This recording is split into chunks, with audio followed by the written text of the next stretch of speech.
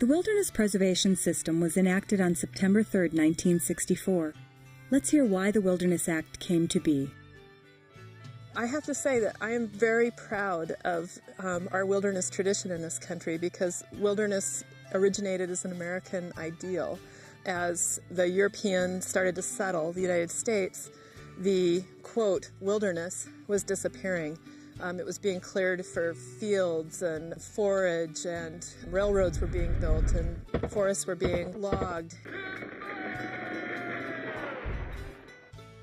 One of the first things that happened as this American landscape was changing was some real visionaries started to see that there were some places worthy of preservation. And one of the very first places that came to their attention was Yellowstone National Park, where it had all its geothermal wonders and wildlife wonders. And so George Catlin, who was an early American artist, stepped forward to really voice the importance of preserving it, and started to voice the importance of the idea of a national park system.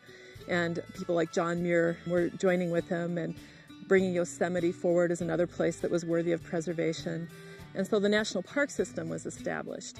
But that didn't do the whole job. Still, areas were being developed, and even in the national parks, roads were being put in, lodges were being built, tourism was being drawn in and promoted.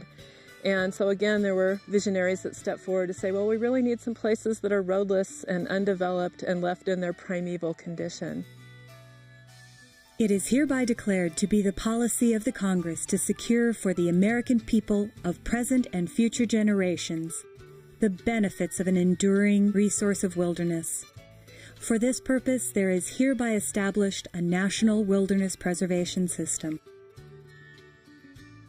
So the intent of wilderness is basically, in the words of the Act, to preserve a place for present and future generations where man is a visitor who does not remain, where it's non-motorized, where you can escape the sights and sounds of humankind.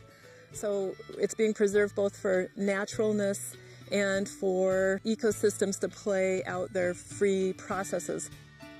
No two wildernesses are the same. Each landscape is unique. The landscape of wilderness in the United States is incredibly diverse, and that was by design. Our ranger district has an amazing climatic gradient over 50 miles. We start up on the Cascade Crest, where we have over 100 inches of annual precipitation, and it's a very lush subalpine environment. And then you keep transitioning into what we call the dry forest, which is grand fir, Douglas fir, and ponderosa pine. And as you look across the rest of the landscape in the United States, there's grasslands, many different desert ecosystems. You have everything from high desert, where you'd expect pinyon and juniper, sagebrush, rabbitbrush, to low desert, where you have saguaro, cactuses.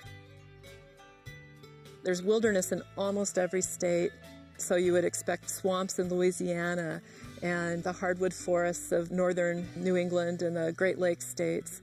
There's wilderness in Florida. And then, of course, you go to Alaska, where you have tundra landscapes and wilderness and the black spruce forest. There's 4 federal land managing agencies, and all 4 of those agencies have wilderness. So there's the United States Forest Service, and that was the original agency. And quickly joining the Forest Service is the National Park Service.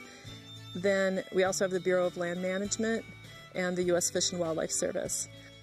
So each agency, as it struggles to conceptualize how to manage wilderness, has a little bit different spin on it, because we all have a slightly different mission, and that affects how we manage wilderness.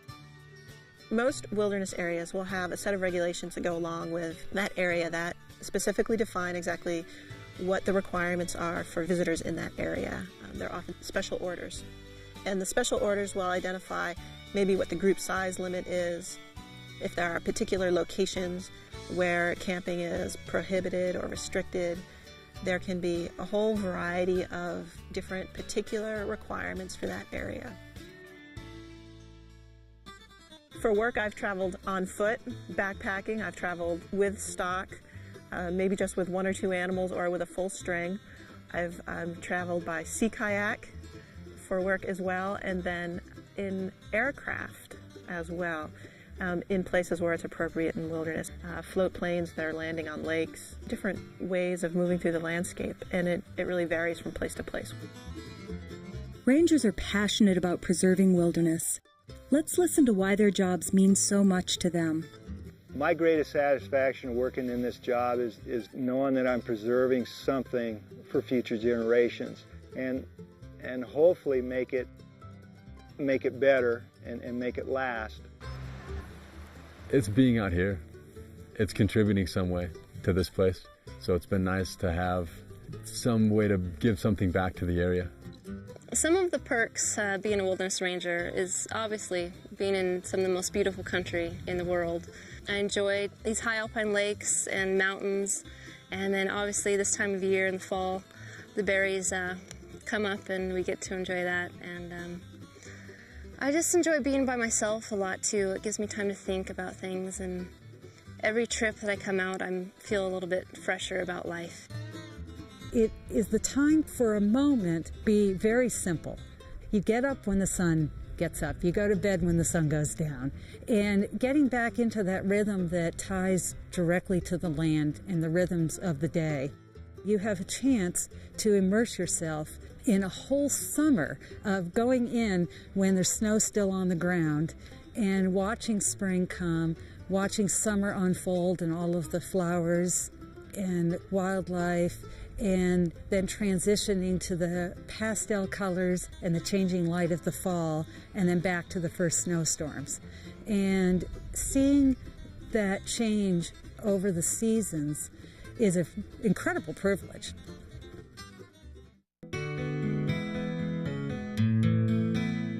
Like forest rangers of the past, a wilderness ranger of today is a jack of all trades. Let's learn about the wide assortment of skills you'll need to do your job. Yeah, I always think of it as two main groups of skills. You've got the physical, carrying the backpack, cutting the log, digging the water bar, carrying the rocks, all those big physical type of skills.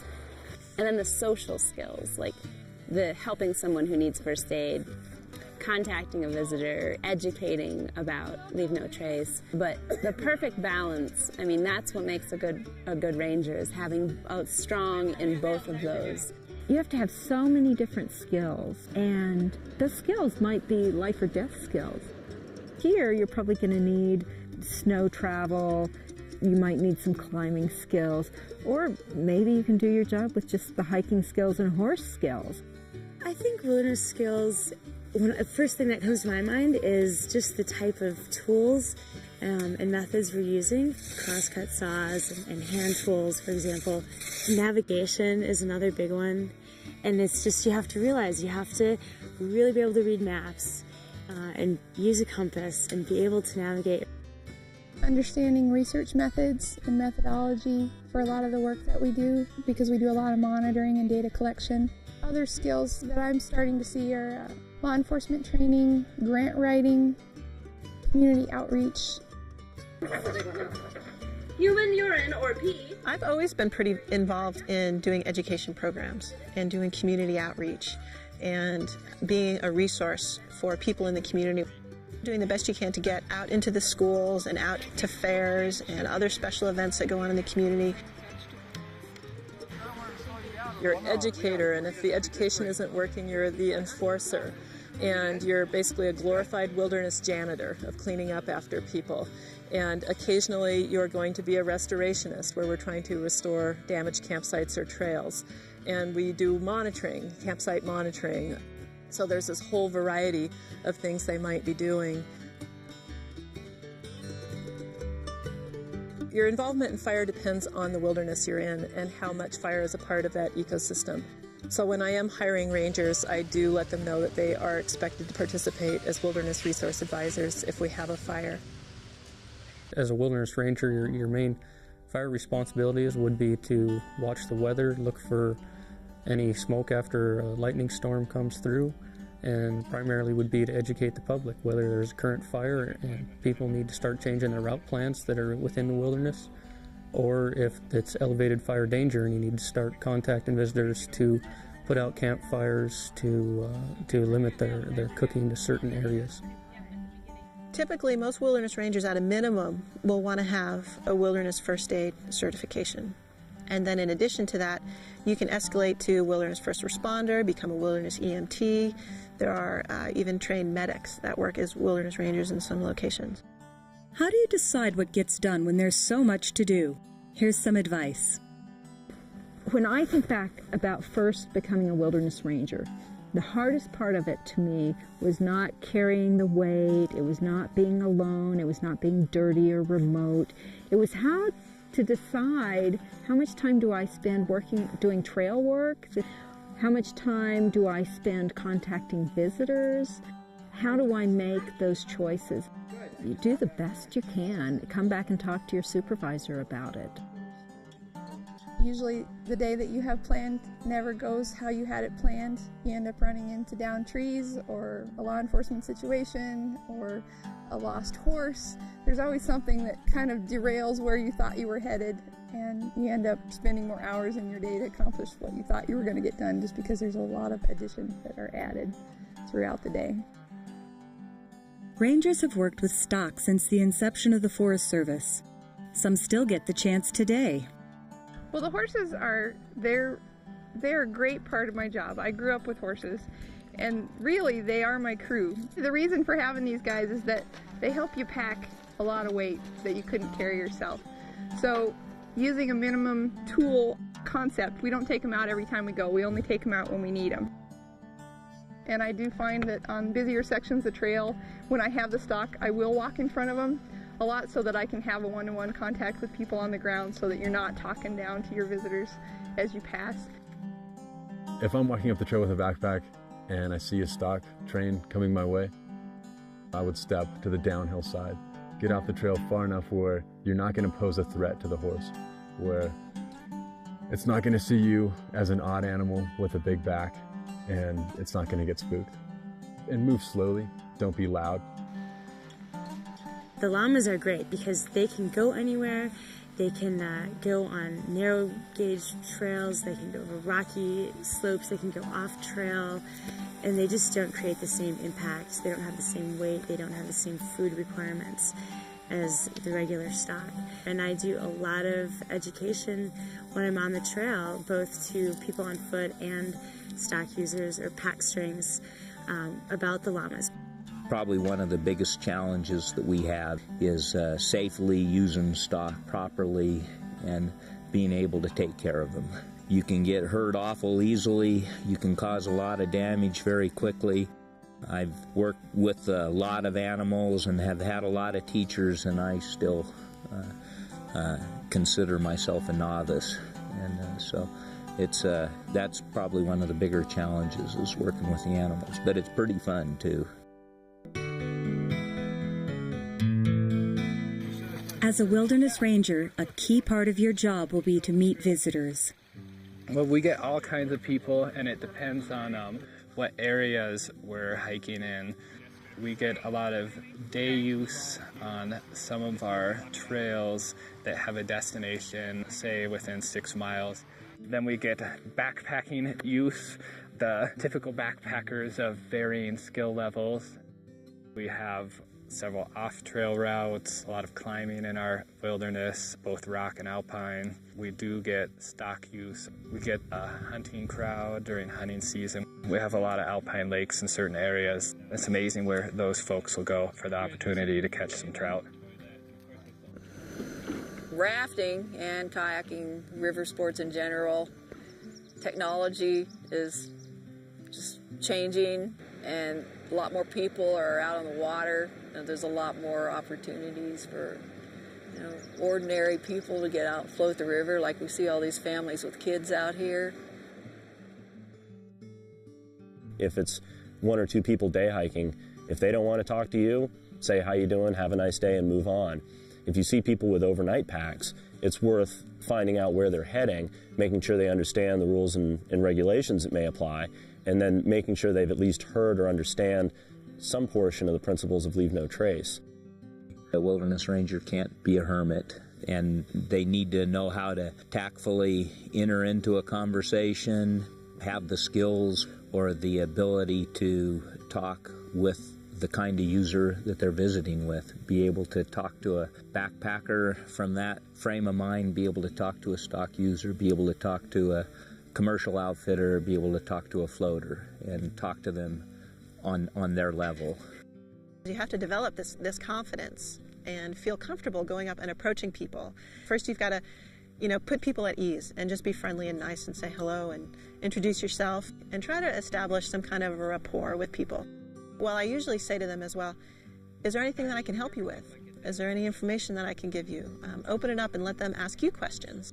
You are the expert, so don't disappoint them. And if you don't know something, for gosh sake, don't try and BS your way out of it. Tell the truth. That'll be appreciated more than anything. One of the most important jobs rangers do is educating the public. So much of our population being in cities, they don't know and appreciate wilderness or even wildlands. So we have a big education job ahead of us. So a lot of the visitors that you get coming into wilderness, some of them don't know what a national forest is. Many of them don't know what capital W wilderness is. You have to assume the role of a subtle educator, an interpreter, to try to imbue in visitors a sense of what wilderness is and what's important about it, and also how to behave in order to protect and maintain that wilderness character.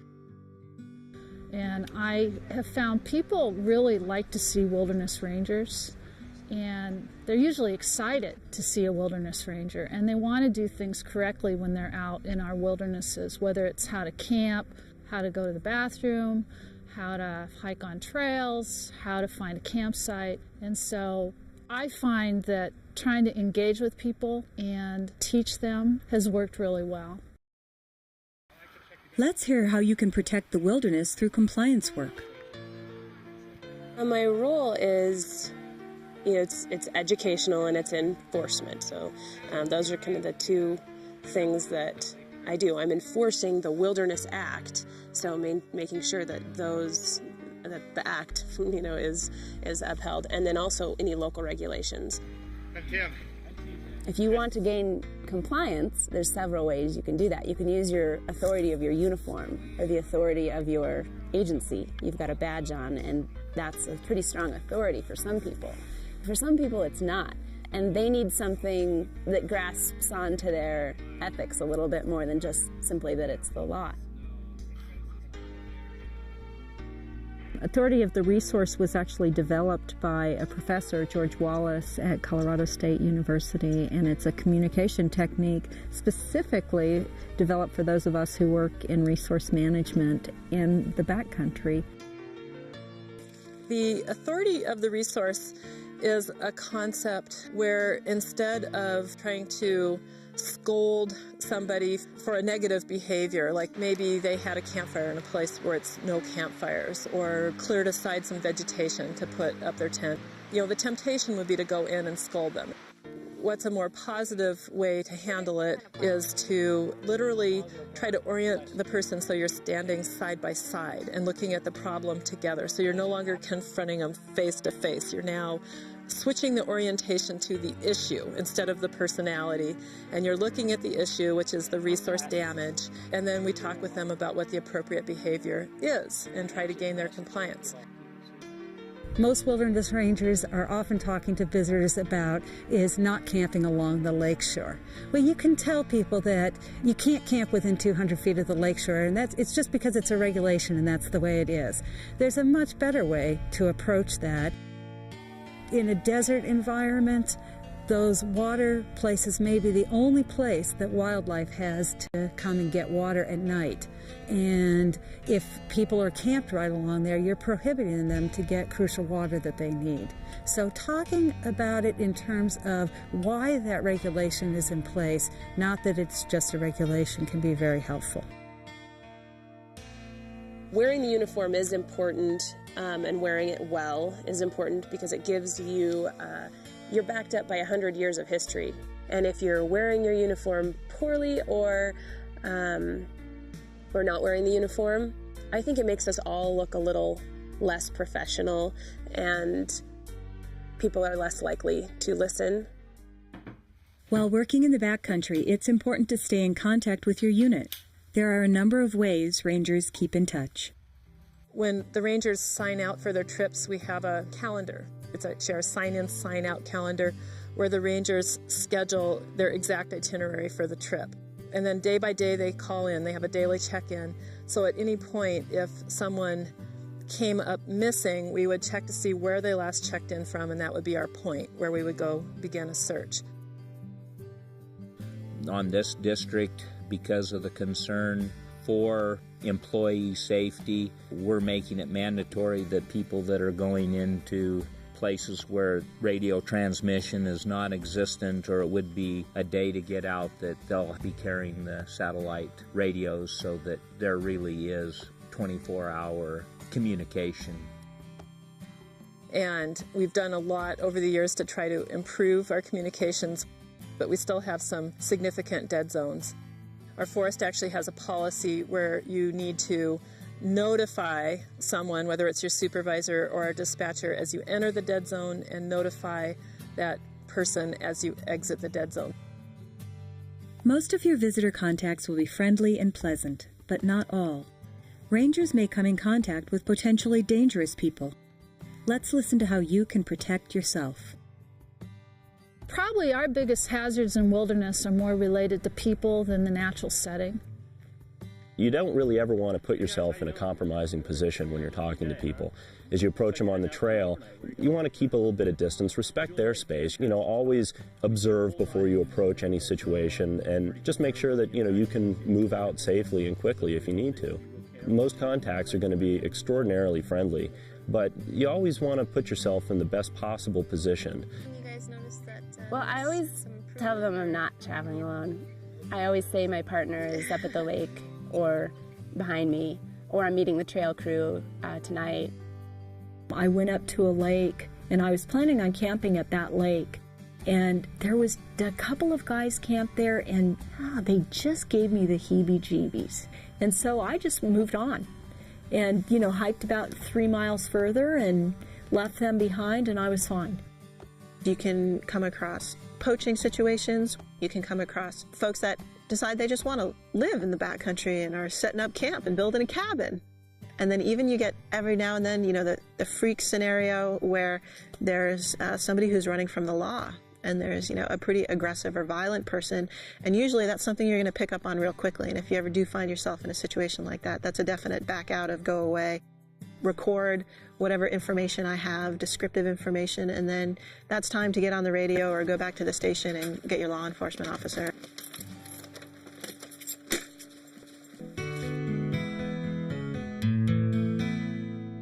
As a ranger, part of your job will be to keep the wilderness wild through maintenance and rehabilitation work. Yeah, trail maintenance is a huge part of our job, and we begin by clearing all the trails. It's the first task of the season, is clearing trails, using crosscuts, bow saws, and chopping, basically. And then we're looking at brushing back the trails. But usually then there's a trail crew that will camp out and work on the larger projects. Just being the first one up the trail at the beginning of the season and cleaning every single water dip up that trail. And when you come back down, you walk past and you just see all of your fine work, because every one of those water bars or water dips is clean and ready for the first gully washer of the season. So every time we come to a sign that's on a live tree, we are loosening the bolts so that the tree can grow and not envelop the sign. We're trying not to hurt the trees. We want them to be able to grow. It's funny when people talk to us, they always say, you have the best job. And it is a great job, but I don't think they understand that a lot of it is cleaning up messes that people make in the backcountry. We spend a lot of time dismantling fire rings. When we take them apart and we take the rocks apart and we get rid of all the charcoal and the burnt pieces, and then we rehab the site and try and make it look like nobody was ever there. Sometimes you get so weighted down with trash. And we were in here cleaning, and the guy's like, oh, you're the cleanup crew, huh? People think that people come in and clean up after them. It's frustrating. Definitely, as wilderness rangers, part of the job is to be cleaning up after those folks when they're not properly disposing of their waste. It's a lot of toilet paper. Yeah, being real careful with that, picking it up and putting it in your garbage bag with gloves on, and being really, really careful for your personal safety is important. Unfortunately, find a lot of that. And so it's basically little pieces of trash. So it's the corners of wrappers. It would be like the little twisty ties that come on bread bags would be a classic piece of micro trash. These guys are pulling noxious weeds, and this has been one of our main priorities this summer. And we're basically trying to keep these weeds from getting into the wilderness. I have the awesome responsibility of protecting this wild and scenic river corridor. And when I started pulling weeds, it's like pulling 80 miles of weeds, on both sides of the river. And just realizing how awesome that is. So when you're out there, just remember where you are. Take a moment to look around, and if you're frustrated with somebody, or you're frustrated at cleaning up yet another campsite that you were just at a week ago, it's important, I think, just to sort of calm down, take a breath, smell the air, feel the breeze, and, really enjoy where you are, and remember how wonderful a job it really is. In some areas, you will even be working to improve the condition of the wilderness. The wilderness management model is basically a triangle where you're looking at pristine conditions being way up on the apex of the triangle, and down at the base you have a wilderness that has some roads or some buildings, some development, some ongoing uses that aren't really wilderness appropriate. And somewhere in the middle on that triangle is a line that is the definition of congressionally designated wilderness. Our job as managers is to manage the condition of wilderness to meet the intent of the Wilderness Act, and if we can, to gently nudge it further up the triangle so that the conditions continue to improve in an appropriate way. And that's where we are now trying more actively to go in and stabilize impacts and reduce impacts.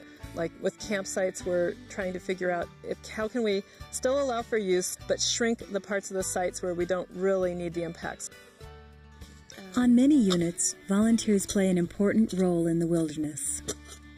Volunteers are critical, actually, dealing with wilderness work. You don't have time to actually do a lot of physical restoration type work unless you have a volunteer crew. So with a volunteer crew, we're able to go out for about a week at a time and really hammer away at the sites and places that need restoration or cleanup or maintenance. We can really do a really good job. And also, as far as leading a crew of volunteers, it's a lot about teamwork. They want to do something important and really do something for the better good of the wilderness. That's what they came here for. They really, really enjoy that experience. As a ranger, you'll play an important role in monitoring the wilderness. One of the really key responsibilities of the wilderness rangers is they're the eyes and ears on the ground for keeping an eye and assessing changes to the resource. Our main focus is to inventory human impact, basically, which would be campsite inventories, taking pictures of the campsites, GPSing them, really recording them as best we can, and then that information will be stored and compared 5 or 10 years down the line. A lot of times I have my wilderness rangers will do an element of trail work, so they'll also do trail inventories. And we'll GPS those trails, but we'll also do handwritten notes on specific sections of trail that may need work. But then there's also some wilderness areas that have more extensive inventory programs. There are places where they are monitoring wildlife. They can be monitoring weeds, monitoring air quality, water quality, lots of other aspects of the whole bigger inventory and monitoring program. I carry a little notebook, and also I mark down my visitor contacts. We take information such as how many people were in their party, were they on horses, were they hiking for the day, do they have a dog, comments about signs that are loose or stock ties that need work or campsites that need to be closed. visitor comments. Somebody may complain or compliment us or the backcountry. I try to write those down. So they're carrying a fair amount of paperwork out there. And then the key is coming back in the office and making sure that gets inputted in all the right places.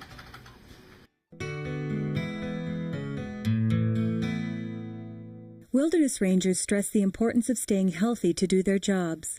Let's hear what rangers have learned through experience. You need to be in good condition before you start the job. You need to be in good condition all summer. But I think more importantly, you need to be in touch with your condition. You need to understand how you're feeling. Taking care of yourself is very important in the backcountry because the job is so demanding. To be sick or not feeling well and trying to carry a heavy load and get your job done really takes a lot of energy. And so to be sick while you're trying to do all those things almost negates the fact that you're out there trying to accomplish anything. One thing I learned over the years was to always take time to eat well. You use so much energy and so many calories when you're a wilderness ranger. I ate well. Fresh veggies, a lot of fruit, and tortellini with Alfredo sauce. Be very conscious about how much water you're drinking. Tons and tons and tons. I'll get a headache, so easily, and it's just because of water and sun exposure and sweating a lot. I never, ever drink the water straight. It's just not worth the consequences. Had you already been there? Don't want it again? It's just worth the time. Just treat it however you want to treat it. Filter, iodine, the potable aqua, whatever is your thing. It's worth the time. Unless it's the most severe, extreme weather conditions, we're out there in hot and cold and rain or sun and snow, and just if it's raining, we don't generally pack up and say, well, let's go back because the weather's lousy and I've had enough. And that's part of the challenge of doing the wilderness ranger work too, is that you stick it out pretty much in all weather conditions. Being prepared for really the change of weather in the seasons is pretty big. Having your warm clothes, having layers with you. Hypothermia is a big one. And usually you start to kind of feel immune to it. And there's usually one good fall event that makes you wake up and take notice of what you have in your pack. Really, your pack should only weigh at most a third of your body weight. More like a quarter is usually more appropriate. And that's really hard to do when you're a wilderness ranger. It is a skill, trimming things down to what you need and what you're really going to use and what tools can work for multiple purposes for you so that you can cut that down as much as possible because it does wear on your body. I've gone to a very lightweight sleeping bag, which has taken a lot of weight off. I have a small pocket rocket stove. I carry 2 pairs of socks, and then I have my gaiters to keep that pair of socks clean. And that actually works really well, and to keep rocks and sand out of my boots so I'm not getting blisters. Yeah, blisters are tough. That's probably the most frequently reoccurring problem. And it is remarkable how painful a blister can be. The foot maintenance is incredible. You've got to take care of your feet because if your feet break down, then you can't do your job. Stretching in the morning and stretching at night. It's just a lot of physical lifting with your backpack and digging with tools and just hiking with a 50-pound or a 60-pound pack for all day. Takes quite a bit out of you, so make sure that your muscles are stretched out. While in the backcountry, even a minor injury can become serious when help is a long ways away. Let's hear some common sense practices you can use to keep safe and sound. Self-reliance. You have to come out here and you're on your own. There's consequences to every action you're going to take. Just have it in the back of your head that you need to do things smart back here. It's not a place where you can take unnecessary risks. I always think when I'm doing things out there, I stop and think, am I going to get hurt doing this? And if I do, what's that going to mean? So there's definitely times that I choose not to do something. River crossings are actually probably one of our more dangerous situations. And there are times when you just need to be able to say, not today. Or I got myself over here this morning, but I'm not going back tonight. I'm going to wait for tomorrow morning until water drops a little bit. The times when I almost got into trouble were times when I was thinking about something else. Probably watching the the otter across the river instead of paying attention to how slippery the rock was. And those things happen so fast. It was one of those classic summer thunderstorms where they just roll in one after another, one bigger than the next. So there was lightning popping all around, and it was very loud. And I had no business being on a pass. And it is not worth it. When you're in that kind of situation, come out. You can turn around and go in a different drainage. But all it takes is one accident, and you're in there by yourself, and it's just not worth it. As a ranger, you'll have to deal with emergencies.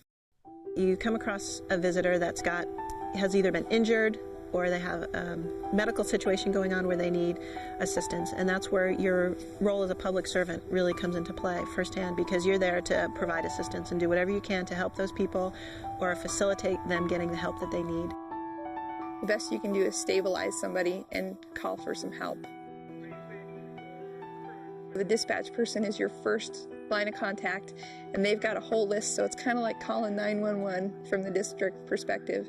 They have a whole list of who to call next and how to start that chain of events happening for you.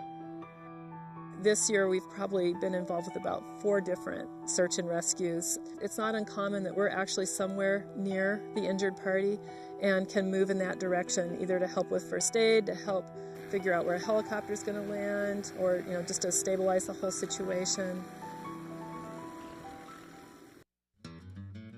In this program, you heard about topics such as how our Wilderness Act came to be, the diverse skills you'll need to do your job,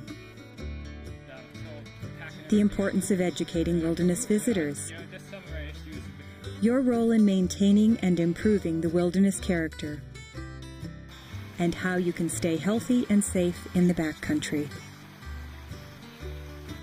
I get a lot of comments on, oh, here comes the woman with the best job in America. And I've had that more than once. And it's a great job. It's hard work and it's challenging, but it is just so rewarding.